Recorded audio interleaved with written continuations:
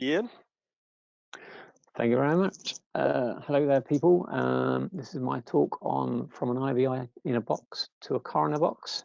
This goes on into a bit of detail of a disclosure I found and did on a car I previously owned. So let's begin. Oh no, wrong window. First things first, who am I? You could probably say I'm the ultimate car hacker. I built this kit car 15 years ago now. This lockdown, I'd really like to go out and for a spin in it, but I can't because it's not actually at my house, it's somewhere else. But it's built from a load of different Ford components. It has 3 ECUs, of which 2 of them I built it myself. One of them is the Mega Squirt ECU that controls the spark and the injection.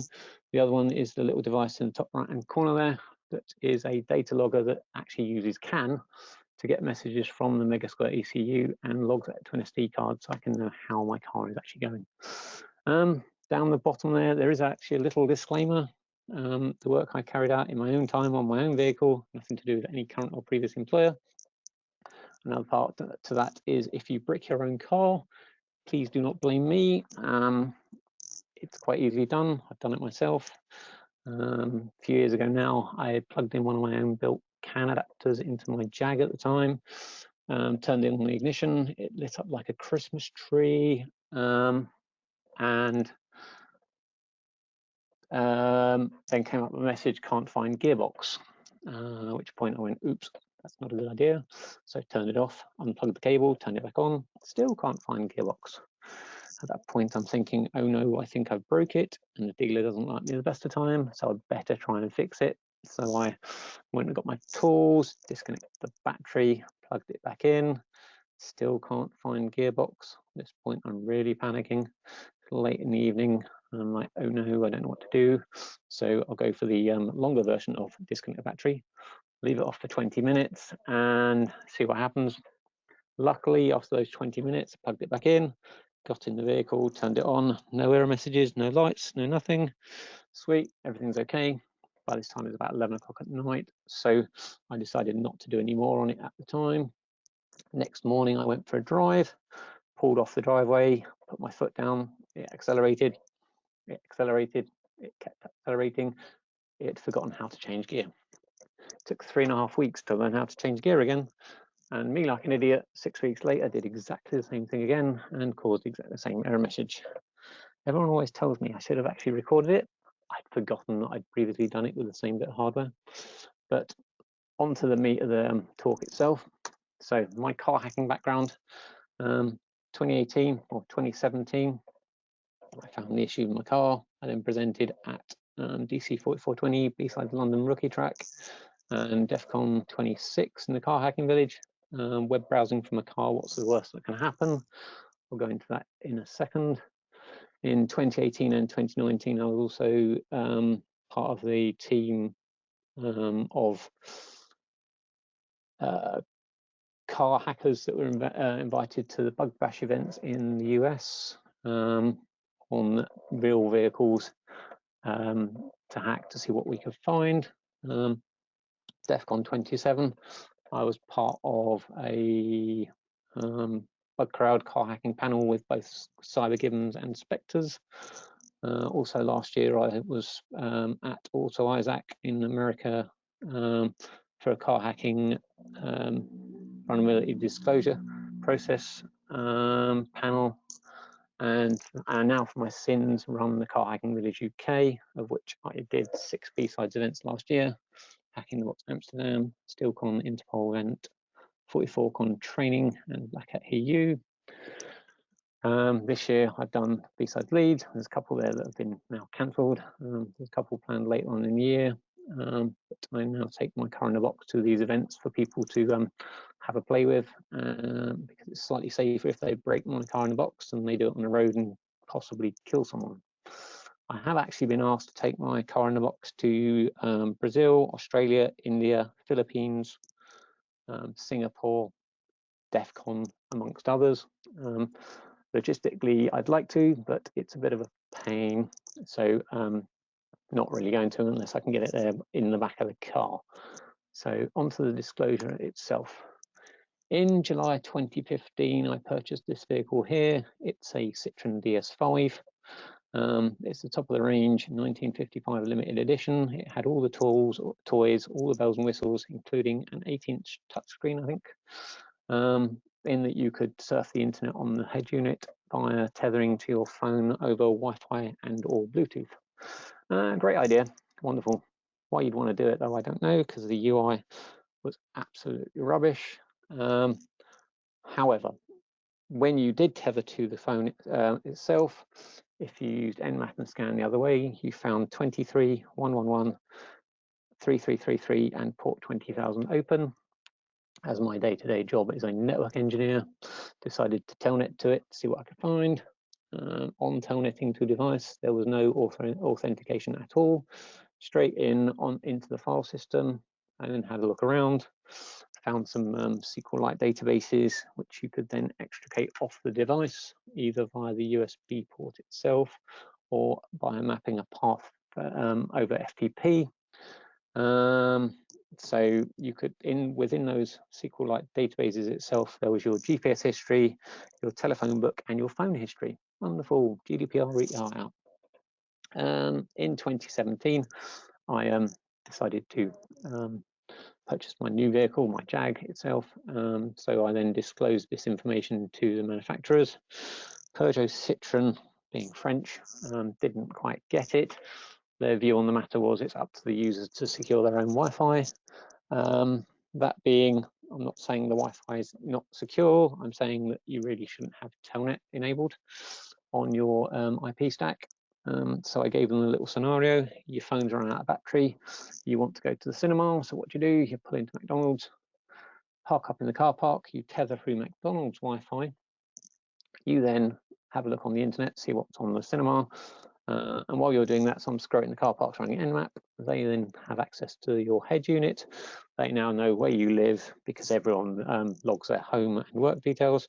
They know where you've been, where you're going, and your entire phone book. So they can basically go and rob you. And they were like, ooh, that's not really a good idea. The other side of this coin is the French. I did actually ask them if it was a matter of French national security, because the French president gets driven around in one of these or a derivative of it. So it's probably not against the will of man that some of the, shall we say, intelligence services could possibly break through this Wi-Fi, etc., and find out where the president had been. And they really didn't find that that much of an issue. Their general fix was basically disable the Wi-Fi. Great, wonderful. I'll later come on to that. So at the time I decided, I think there's more to it than just the Telnet port. I was told that TCP 20,000 was direct access to CAN using DMP3, which is an ICS system. And so I decided to buy a head unit from a similar spec car. Head unit I bought itself was from a DS3, which is the smaller brother to the DS5. When I purchased it at a scrapyard, chap behind the counter, I had to ask for the plugs, and he was like, well, surely the plugs are on the vehicle you bought, it's going in. So I sort of explained that it's going in my kit car. Can I just have the plugs? And he was like, yes. However, you have no warranty. Thank you very much. So it's a considerable sum on the head unit to then take it home and then try and plug it in. You plug in 12 volts and ground, nothing happens because you need the rest of the vehicle. As you can see there, the car on the floor requires you to have the body control module, wiring loom, steering wheel switches, ignition column, switch, ignition barrel, instrument cluster you don't really need, but it's quite handy to see what you're doing. And there's some other switches, and you also need a power supply. However, that's not very convenient if you're trying to take it around conferences to show this is the vulnerability you found. So I decided to do a bit of CAN sniffing.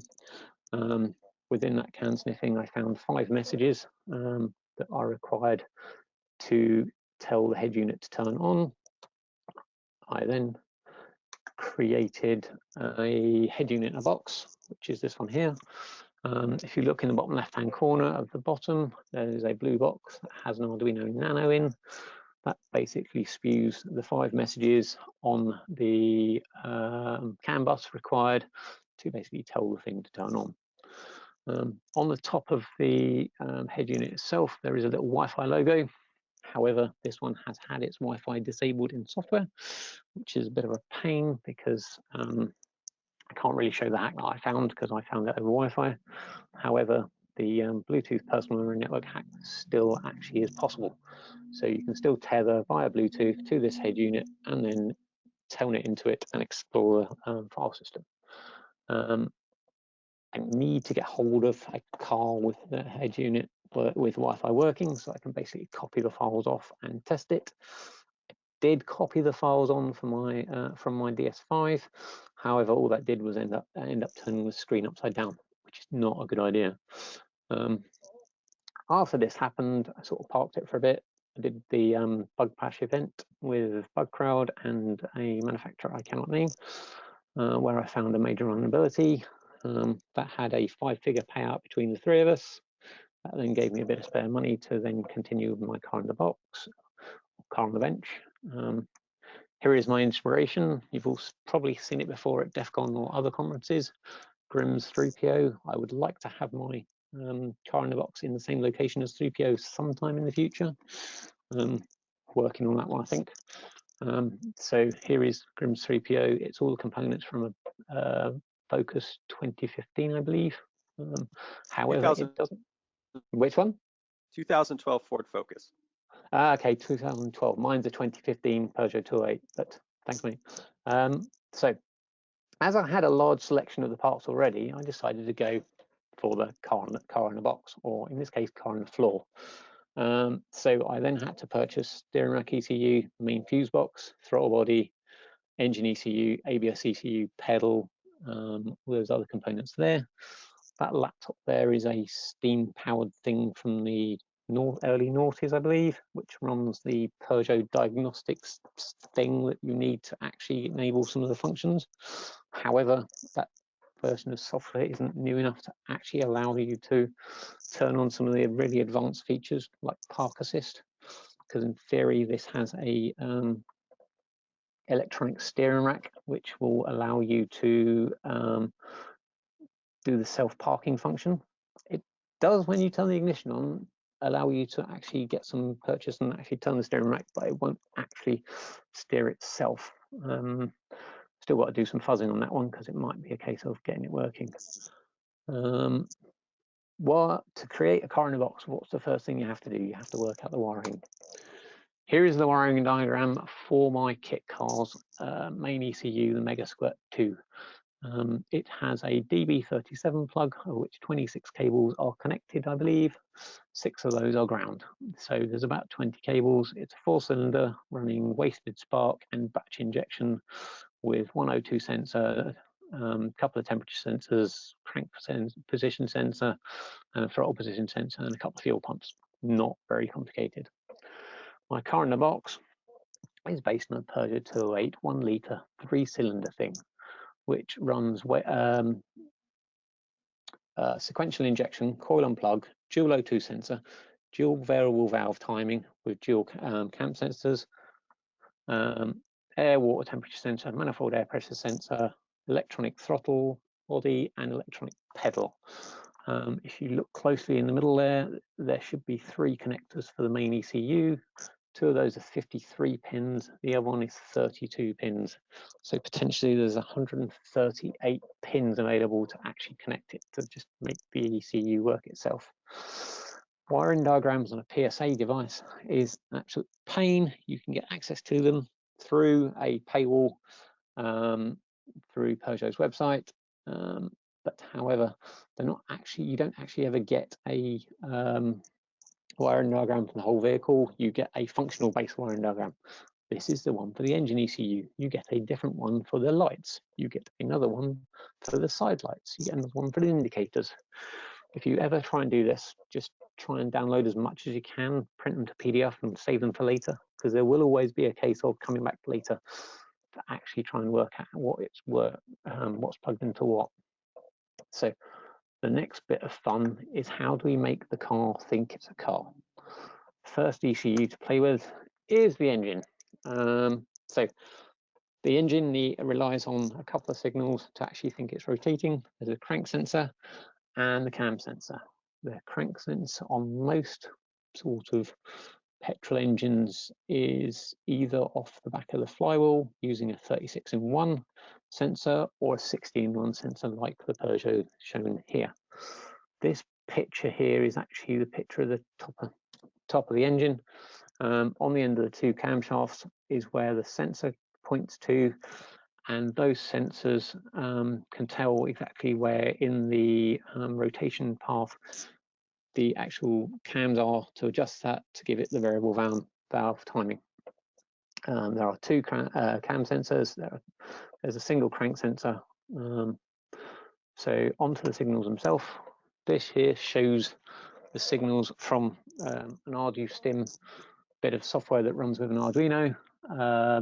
D0 is the crank signal, of which you can see the 60 - 1. So you've got 59 very close together waves, gap in the middle, and then another 59. And you notice there's 2 rotations of the crank for every 1 rotation of cam. D1 is the inlet cam, D2 is the exhaust cam, and they are sort of out of phase with each other because they're always, one opens up later than the other. The little board in the bottom right hand corner is a PCB I had made up that allows you to use either surface mount or through hole components to drive the ECU from the Arduino Nano itself. These are available if you just message me. I will send you one in the post at the cost of postage. I've got loads of them. You can also see in the top right hand corner of that PCB there's a really big footprint for a slightly bigger transistor, which can be used for driving slightly heavier devices like a motor for PWM, but I'll get to that in a second. So the next one was next sensor to simulate was the Lambda Sensors. The vehicle in question had 2 Lambda sensors, one pre, one post cat. The Lambda sensor itself would normally detect a AC wave on a DC offset. The DC offset's about 1/2 volt, and then you've got a small AC wave that says lean rich, lean rich. You need 2 of these. You can make them with a very, very basic 555 timer circuit like shown here. This one actually does work, and it's exactly the circuit that I have 2 of on my car in the box. The other thing with a Lambda sensor is you need to fool the heater circuits into thinking they're working, which involves a couple of very large high wattage resistors, which are strapped across 12 volts to the pins on the ECU to make it think that it's drawing about 1.5 amps all the time. These get very hot, and when I ever do this presentation in person, I always say, please don't touch them.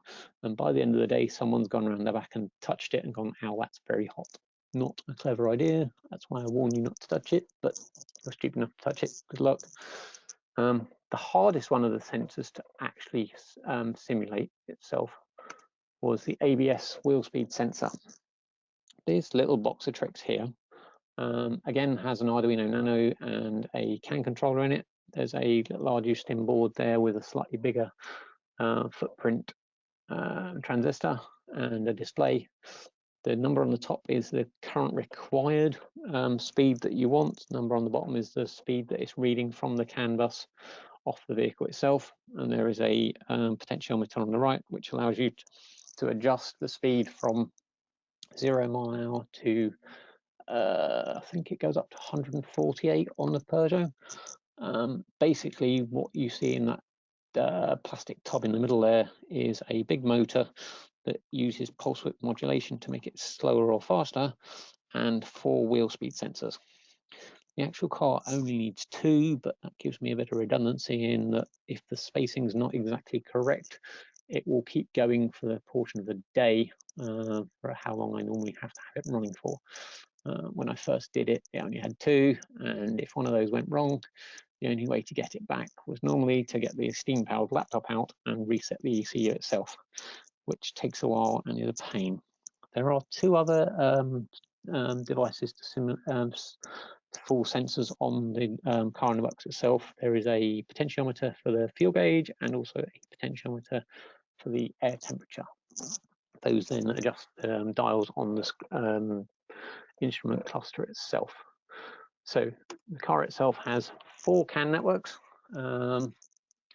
There is the red and orange one on the left-hand side, which goes from your normal OBD2 port in the bottom left-hand corner, which has CAN on 614 and power, which goes through the body control module, your main fuse box, ABS, ESP, ECU, power, steering, and engine ECU. That's a high-speed CAN bus. There's 2 low-speed CAN buses. There's the yellow and green one, which is your steering control ECU, which is the switches that control your indicators, lights, windscreen wipers, stereo, etc. Potentially there could be the airbag ECU, but they're not actually that cheap to get hold of. I really didn't want to put an airbag ECU into a device that people were going to test against, because if they broke it, it'd be me that would have to actually fill in a form to say, oops, someone's broke it, and set an airbag off. So I decided not to actually put the airbag ECU in, or an airbag.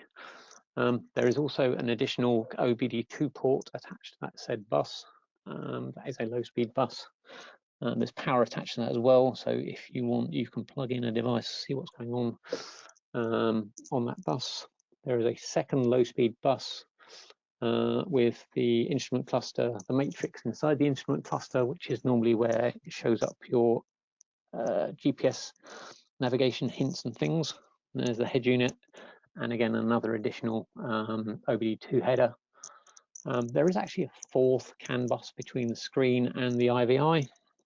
That is only really used for the touchscreen to tell the head unit exactly where someone's pressing on the screen. I have broken it out to a couple of pin headers, but no one has ever actually had a go at playing with it and seeing what's going on. So here is the box in its folded away form. The big box at the bottom is the main part. You've got the middle box at the top, which is it's actually a 12-inch record box, but that's the one that's got the ABS simulator in. The one on the right is the IVI in a box. There is another box of other alternative components, which cables and things, but don't actually need that to actually get the thing working. Here it is in the boot of my car. My new car currently is slightly bigger than my old Jag, in that previously the only thing that would fit in the boot of the Jag, or trunk in your case, is the car in the box. Now I can actually put the car in the box and the other boxes in there as well. Now we have a picture of the ABS simulator on the left, the head unit box on the right, and finally we have the picture of the 2 parts of the car in the box. On the left-hand side is mainly engine parts and steering rack and the ABS ECU, etc. There is also a board at the top that shows the status of the lights. You can then, on the right-hand side, play with the switches on the steering column, which controls the lights, lights, washers, stereo, etc. On the right-hand side, just next to where those 2 black lines are, there is also a washer bottle. The original plan for that was actually to put a whiskey bottle attached to it. And if anyone was actually fuzzing the CAN bus and didn't use the button on the end of the stalk to actually get some whiskey out of it, you've got to drink what you actually got out of it. Problem with that is cars and alcohol was sort of frowned upon, and every time you did it, it did about half a litre. I know that people like scotch, but that's not really cheap for me every time someone does it and gets half a litre of scotch out of it. The actual vehicle itself, the actual car in the box itself, probably cost me about £2,000 to build. I could have probably done it a bit cheaper by actually buying a car and then selling off the bits that I didn't actually use. However, I then had to get rid of all the other bits, and it's just pain in the bum trying to generally do that. With eBay always siding on the seller, on the buyer, not the seller. As you can see, on the left-hand side here is where you adjust the engine via the RG stim. Here is the indicators for the coil and the injectors. You've got the O2 simulator there, which if you look at it when it's working, it sort of flashes on and off with the actual simulator itself. You've got a throttle body, which does actually work with the pedal when it's plugged in. If you leave it plugged in too long, it will actually burn the motor out, so I normally disable it. You've got the steering rack along the bottom. Again, that does actually energize, and you can twist that quite easily and make the steering go lock to lock. It's slightly easier when you've actually got some rotational force on it, but it works. It's a functioning car. And then down the bottom here, you've got all your other buttons and things like disable ABS, hazards, lights, key, etc. The key actually does also have the radio RF key with it, so you can actually do hacking on this with RF if you would want to. I've not actually tried it myself because I've never really done it, and no one's actually had a go at it because no one ever brings the stuff with them to a conference. But let me come back to the slide. Next slide. Here is a video, if it works, of the left-hand side. That's me adjusting the potentiometer on the RG stim, making the rev counter go up and down. Now the revs are about 2,000 revs. And now I adjust the potentiometer on the ABS simulator. And as you can see, it's now doing 80, 100, 143 mile an hour. If you've ever actually driven a Peugeot 208, it's like a Fiesta size car. If you were doing 148 mile an hour in that, good luck. It would rattle itself to bits. Not a good idea. Another thing I do as part of the car hacking village is I built the nano CAN adapter.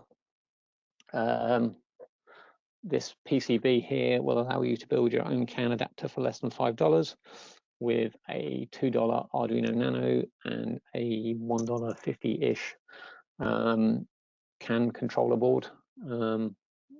This will allow you to get into car hacking for less than the price of a very expensive, less than the price we have with coffee. By default, the sketch that comes on it will allow you to just listen to the bus. It doesn't actually do anything back in the other direction. You can program it the other way if you want to, but it's just there to get someone involved rather than having to spend a large amount of money on a commercial, shall we say, CAN adapter. So this is the way to get people involved. Other car hacking villages around the world have also used the same adapter or same PCB to get people involved. It's quite good. I don't have any problem with people using it. If anyone wants one, again, contact me. I will send them out. I've also developed another little CAN adapter itself. It's the Tiny CAN adapter based on the ATtiny 1614. Basically, it's cheaper than the ATtiny 85, but it does actually have proper SPI and serial on it.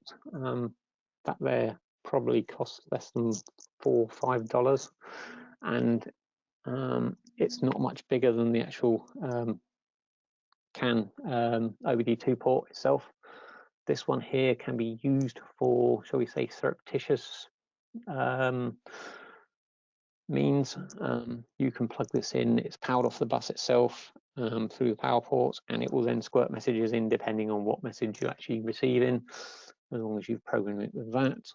There is another version which has a USB to serial adapter attached to it, which will work with SL CAN and socket CAN within a Linux environment, which actually works quite well.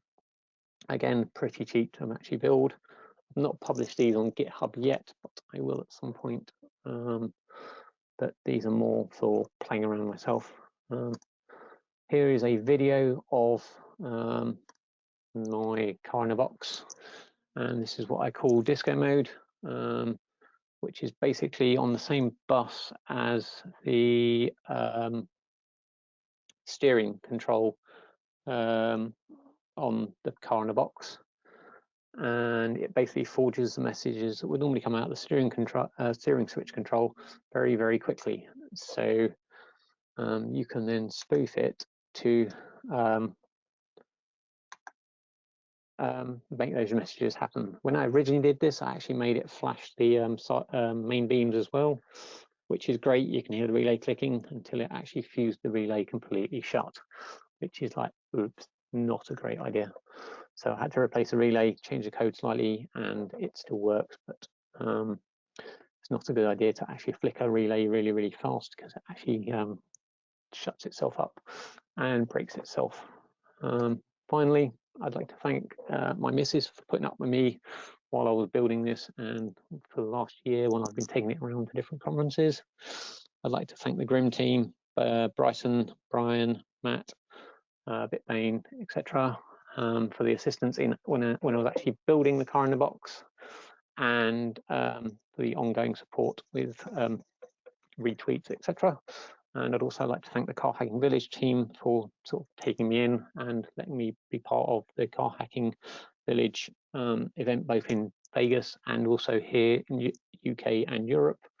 Hopefully we'll take it forward further later on in the year. I was actually going to try and get the car in a box as part of the virtual car hacking village today, but I didn't manage to get all the hardware together in time to do it, but hopefully it will be sorted for the future. Bryson, is there any questions? Yes, you kind of answered one question when you mentioned that the PD0 cost was an estimated $2,000. But could you talk a little bit more about how to estimate the cost of building a car in the box? That was depends what car you want, basically. You've got the cost of the actual vehicle itself.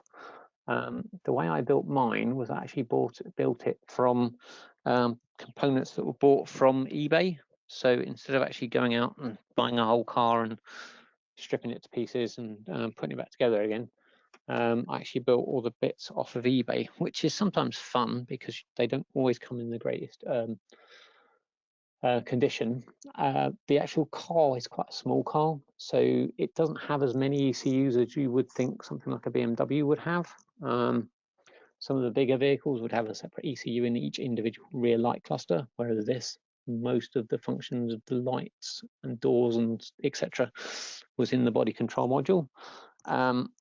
The cost of power supply is about $100. The cost of the wood and the frame and stuff is probably a couple of $100. But the actual cost of the parts itself was probably somewhere near $1,700-ish. There is a bit of work with the plugs and things for some of the ECUs, in that they are available commercially. However, the problem with that is each individual plug will cost you about $20 to $30. You then also need to buy the 3 different types of pins that go into it, and then you also need to buy the right pin crimping tool and the right plastic cover, etc., etc., and strain release and things. You can do it with a decent pair of pliers, but it's not advisable. And yeah, so if you're going to try and do it, reach out and get in contact, and I will help as much as I can. I have been actually asked by a couple of people to help them build equivalent things with them. I will help with the PCBs, etc., for the RGStim and the ABS simulator. However, I don't think my missus would like me if I had to if I built another one in my house, because I think she'd kill me.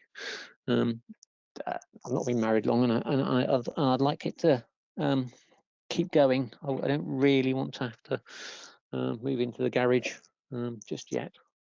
So yeah, it's been a fun thing to do. It does take time, and it does get a bit tedious when you have to shorten down a massive bit of wiring loom that has 60 wires in it, and you're not too sure what you're doing. But my actual degree is in electrical engineering, so I should be able to wire up a car. I've previously rewired my brother's car once when he changed from a petrol to a diesel, and we cut the wiring loom underneath the rear seat, and the only 2 wires I got wrong were both black wires. One was the reverse switch and the other one was the rear windscreen wiper. which was great. When you put it in reverse, the rear windscreen wiper come on. When you press the rear windscreen wiper switch, the reversing lights come on. Wonderful set of traffic lights when you want someone to get off your rear. But yeah, any more questions? So I'm just going to jump in on that. With GRIMM, we've built multiple car in the boxes, from pretty simple ones to very complex ones. And just adding a little bit more flavor to what Ian said there, there is a distinct difference in the amount of experience and effort that it's going to take if you buy parts that you assemble together into a car versus buying, say, a salvage car and trying to take all of the parts on that. There are a lot of gotchas on the research side of that, and that's something where having access to an Ian, anybody on the GRIMM team, anybody at Car Hacking Village, any other experts who have done this before will save you a lot of time. And we got time for one more question here, and I'm going to bring this up because this is something that we had a little bit of a discussion about last year when we were together at the pub in London. And what do you think about the very expensive Pasta, which is the car in the box that Toyota published last year, versus car in the box in terms of functionality? The car in the box Pasta, I actually did see it when I was at a Interpol event last year. It's basically 4 Renesas based ECUs, which are 4 generations out of date, I think, because I actually went and had a meeting with Renesas to build them a car in the box. And at the time I was about to start a new job, so I couldn't actually do it for them. I didn't really want to do it at home. But the Renesas CPU itself is not the latest one that they use. They have published schematics for it, but there is no code in there that actually does anything legitimate in any way, shape or form. But $28,500 for a box with 4 very cheap Renesas ECUs in it isn't really a good investment. And as Charlie Miller says, you could buy a whole car for that. The other thing that really gets on my nerves is when Charlie Miller every 6 months comes out and goes, oh, there's nothing happening in the car hacking world. It's like there is, but there's NDAs in front of it and we can't tell you. Because the vulnerability I found in the vehicle I cannot mention, you could probably do remote control on as well. So yeah, that I'm not allowed even to test because the OEM in question has basically said, we've paid you out, there is now an NDA, so you're not allowed to do anything more, which is great. But I wouldn't go anywhere near the Pasta thing. From what I understand, they have sold a few, but they're more to OEMs to have a play around with than anything. Yeah, it's I a would great concur idea, with that. but I am trying to build something similar around some microcontroller based things by basically reverse engineering their CAN messages that go in between them and putting some screens up against the back. But at the moment I'm having issues trying to find an MCU that's quick enough to spew out 800 messages a second and be able to do something other than just spew messages all the time. I'd originally started with a Atmega 2560 and that doesn't get anywhere near it. I'm currently playing with a Teensy 3.2, which should be quick enough and is working with the messages, but I've now got to generate the right inputs and outputs, and I'm waiting on some stuff. I'm waiting on some stuff from China to arrive to be able to actually start doing that part of it. I plan on having the similar sort of displays that they have where you've got a serial-based screen that shows the rev counter, the speedo, etc. But from what I've seen of it, yes, you can do some CAN hacking, but you could do that in my car in the box, and it's probably slightly more realistic on my car in the box than it is on the Toyota Pasta thing, because the Toyota Pasta thing, they give you all the CAN messages and say, oh, look, this message does this, and it's only the one thing that it does. Whereas in my car in a box, there's one message that does the rev counter and the speed and some other warning messages. And as anyone knows, people don't publish the DBC files. You have to find it out yourself by reverse engineering it or fuzzing the crap out of it. Okay, Ian, I'm gonna have to cut you off. Yeah, So no, if anybody has any more questions, Ian will be in the expert track on the Discord channel, and indeed. next up will be Alyssa Miller.